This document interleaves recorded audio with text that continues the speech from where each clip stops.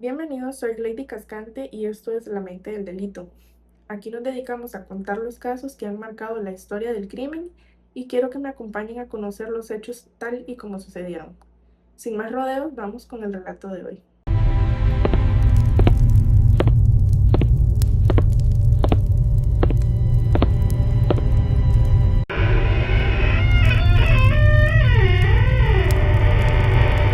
Hola, necesito que se pongan cómodos porque el caso que vamos a hablar hoy es tan impactante que incluso los hará dudar de su propio vecino.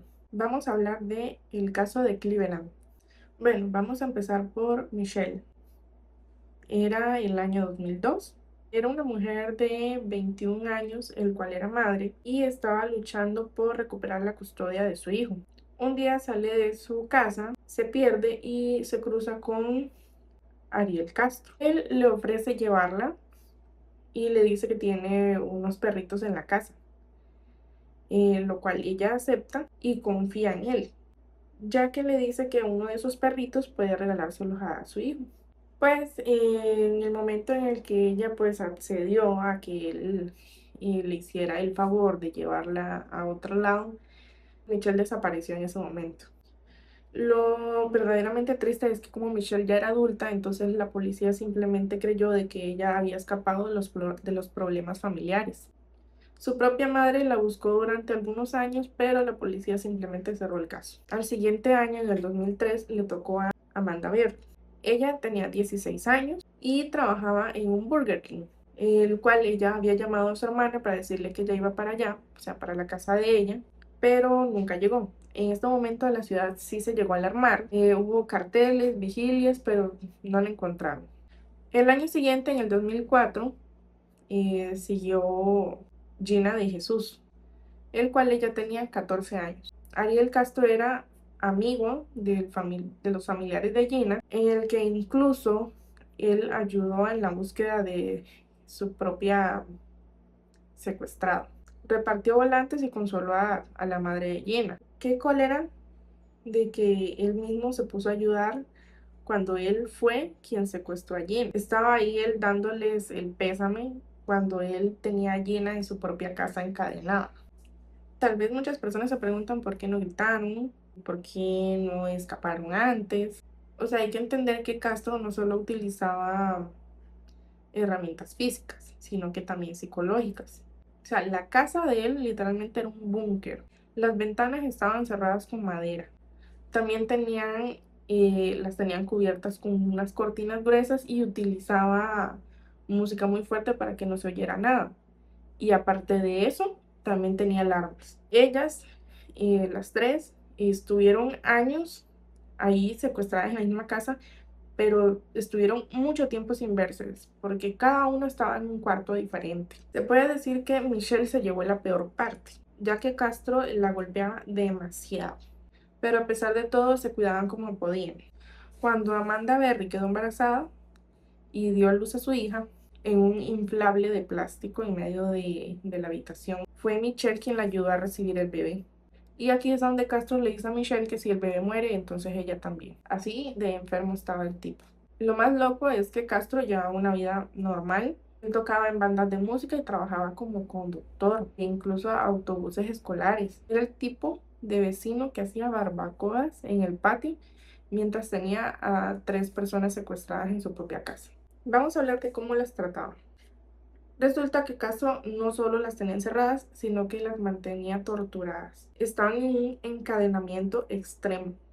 Ellas pasaban gran parte del tiempo atadas con cadenas o con cuerdas gruesas. Michelle llegó a relatar que la ataban a un poste en el sótano, con una cadena tan corta que ni siquiera podía acostarse. También las mantenían en posiciones de estrés, en el que las obligaban a estar de ciertas posiciones o posturas incómodas durante tanto tiempo que desarrollaron úlceras en la piel. También las privaban de luz y alimento. Ellas vivían en habitaciones oscuras, a veces en el sótano, y Castro utilizaba el alimento como una forma de tortura, negándoles el comer durante días. Aparte de eso, las violentaba mucho y hubieron abortos forzados. Michelle es una de las víctimas que sufrió abusos más constantes declaró haber quedado embarazada hasta 5 veces, pero Castro la golpeaba tantas veces en el abdomen y la dejaba sin comer durante días para provocarle los abortos. Después tenemos en la parte psicológica. Castro buscaba la manera de anular la voluntad de ellas y destruir su autoestima. Tenía algún tipo de aislamiento emocional en el que les decía que la familia ya no las buscaban y que nadie les importaba que hubieran desaparecido. Las castigaban con el llanto. Ellas aprendieron a que si mostraban tristeza, si lloraban o tenían algún tipo de enojo, eso alimentaba a Castro para seguir abusándolas. Tuvieron que aprender a no llorar para no darle esa satisfacción. Increíblemente, Castro asistía a la iglesia regularmente y cuando regresaba, seguía torturándolas. Se puede decir que todas llegaron a sufrir, pero hubo un cierto trato diferente. Michelle fue quien más tiempo pasó cautiva, 11 años, y es quien recibió el trato más violento, ya que ella era quien más se quejaba y enfrentaba a Castro. Tina tenía una cierta relación de amistad con Michelle, ya que Michelle era quien la cuidaba cuando se enfermaba por los abusos. Y con Amanda fue algo diferente. Logró que Castro le permitiera una cierta normalidad para su hija, Jocelyn, que fue quien nació en cautiverio. Sin embargo, la niña creció viendo a su madre y a las otras dos en forma de esclavitud. Algo que ellas hacían es que llevaban diarios donde documentaban lo que vivían, sus sueños de libertad y cómo intentaban tener una cierta normalidad en el entorno en el que vivían. Llegamos al 6 de mayo del 2003. Castro comete el error de que fue a hacer unas compras y dejó la puerta abierta. Amanda, que nunca dejó de buscar la oportunidad, se dio cuenta de esto y puede llegar a la puerta de afuera, pero está cerrada, entonces lo que hace es que comienza a gritar y a golpear la madera de la puerta. Y aquí es donde entra Charles, que es uno de los vecinos, quien escucha los gritos. Él se acerca y ve a Amanda desesperada. Entonces la ayuda a patear la puerta en la parte inferior y Amanda sale gateando con su hija. Amanda corre a la casa de otra vecina y empieza a llamar a servicios de emergencia. Y les comienza a decir, soy Amanda Berry, fui secuestrada y he estado desaparecida por 10 años. Cuando la policía llega, encuentran a Gina y a Michelle. Los oficiales incluso dicen que el olor y la oscuridad eran insoportables. Ellas estaban aterrorizadas, pálidas, pero por fin llegaron a ser libres. Ariel Castro no duró mucho en libertad y después se declaró culpable de 937 cargos para evitar la pena de muerte.